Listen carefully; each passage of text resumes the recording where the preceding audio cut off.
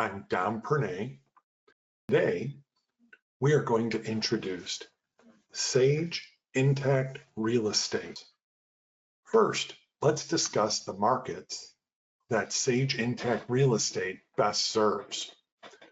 From a commercial standpoint, we certainly serve the office and industrial space, as well as retail, whether it be a regional mall or a strip center.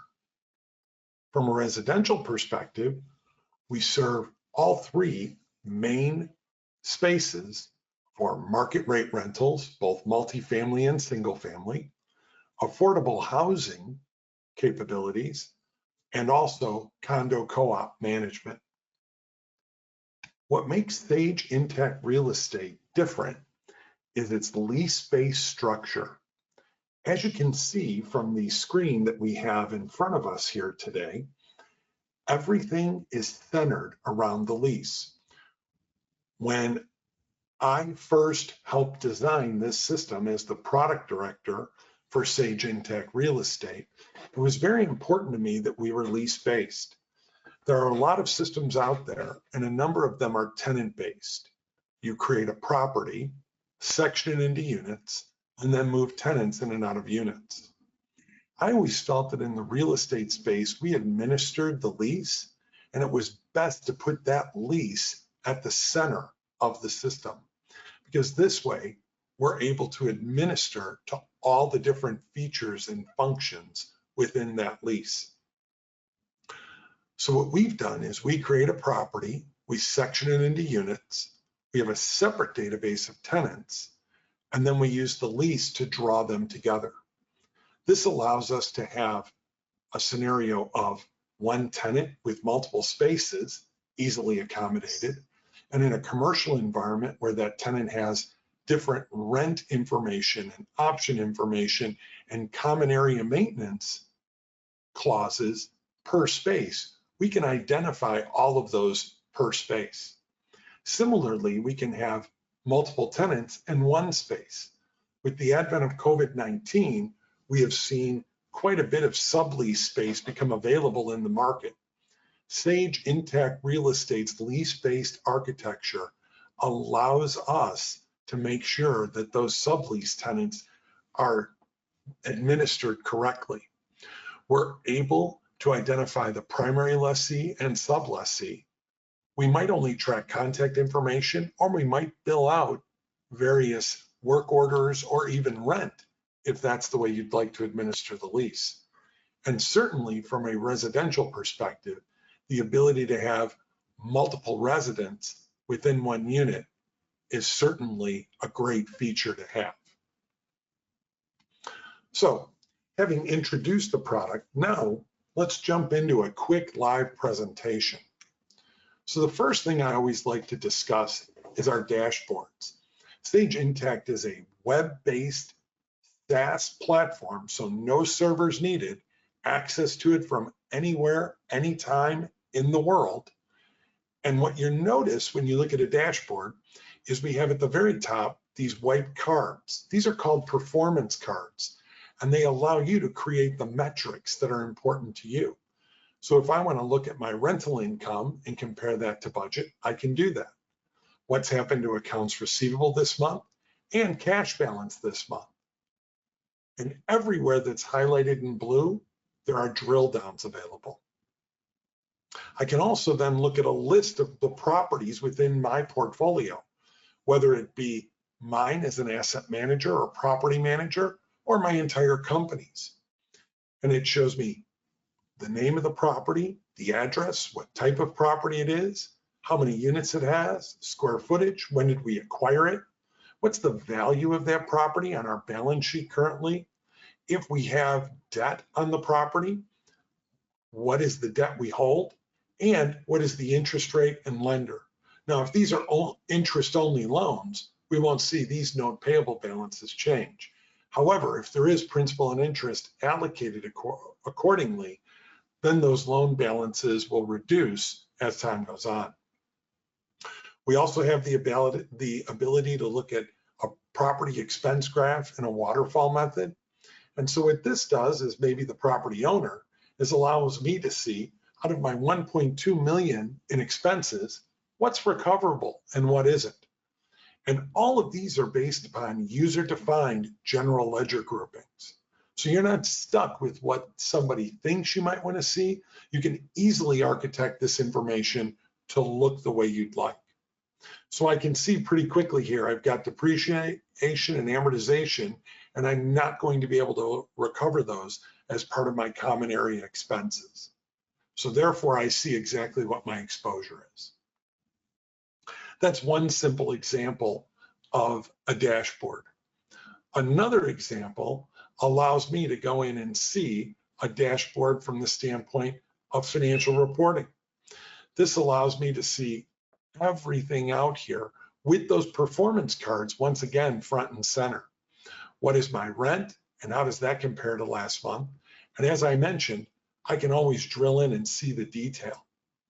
So if I'd like to continue to drill in and see exactly what goes on here, I can easily drill all the way down to the detailed transaction along with the tenant that was affected. So I can see what property, what tenant, and what type of charge it was that was coded to this account. Very easy for me to get to that level of detail. We also have dimension-based reporting within Sage Intacct, and that goes as well for Sage Intacct Real Estate.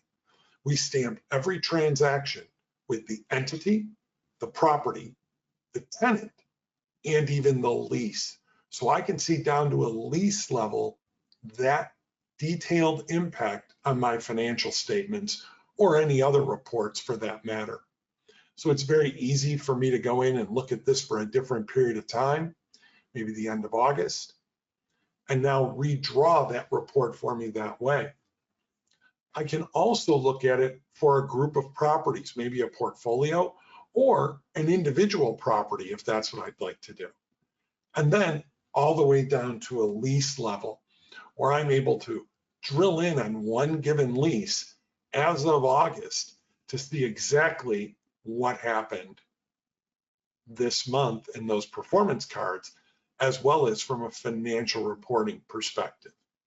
And all of this is based upon the idea that what we're able to do is drill into that detailed lease. So we do establish a group of properties. And of course, I've got the ability to sort and do contain searches and so on. Section those properties into units where I can see all the details of those units. And then all of the tenants that I might have within the system.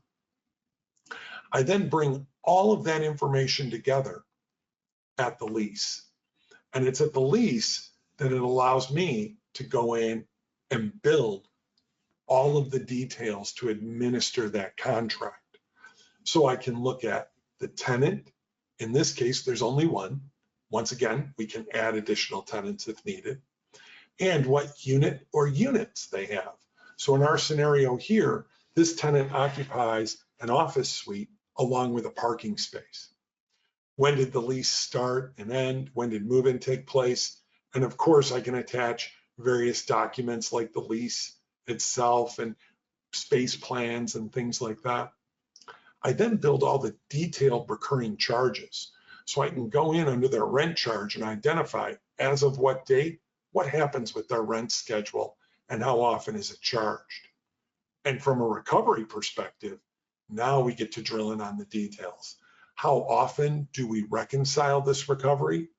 What expense categories would we like to pull over?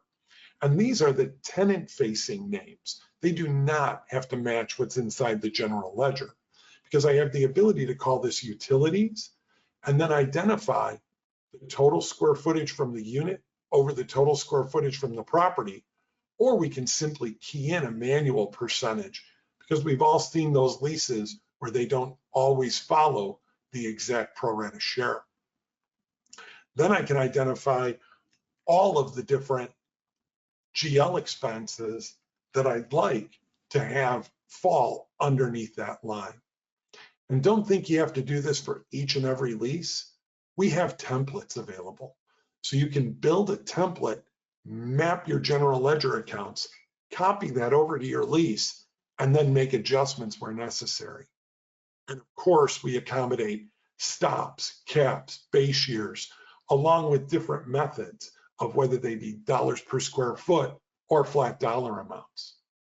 So all of that is available at the lease level, along with tracking how to bill late fees, security deposits with interest calculated, tenant certificates of insurance, and we have this ability inside Sage Intacct to have what are called smart events.